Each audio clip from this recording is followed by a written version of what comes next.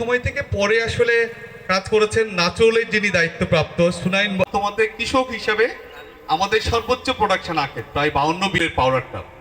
তো আমরা আমাদের শুরু যাত্রাটা বলি, আর আমাদের এর সাথে তার মুখে বলতে শুনেছি যে সে কখনো কোনো ভেজাল মশলা সহ আটা এগুলো বিক্রি হয়, পুরনো অনেক জিনিস আছে যেমন আটা না। আশা করি আপনারা সবাই একমত হবেন যে আমরা কিন্তু এটা অনেকখানি এগোতে মূলত চাকরি করতাম, পড়ালেখা শেষ করে ঢাকায় পড়েছি, চাকরি করেছি ঢাকায়, ছিল আমাদের যাত্রা পথ। আমরা আগামী দিনে রপ্তানি করতে পারবো আশা করি। আমরা দুটো দেশের আছে, ঠান্ডা হবে বা কিছু পিঠা ঠান্ডা হয়েছে, আমরা যদি একটু খেতে সাদাই নি আমরা আসলে, তো একটু করে নিজেদের যদি অভিব্যক্ত ব্যক্ত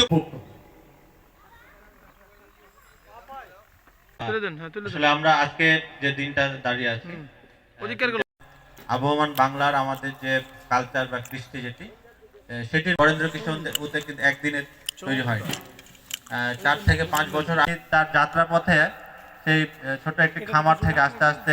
সকলকে ধন্যবাদ জানাচ্ছি যে মন্দির বাইরে ডাকে আপনারা আসছেন আজকে। এবং প্রতিষ্ঠানের আমরা ভবিষ্যৎ 52 বিঘা জমিতে উনি মনে হয় আখের গুড় উৎপাদন করে ভাই।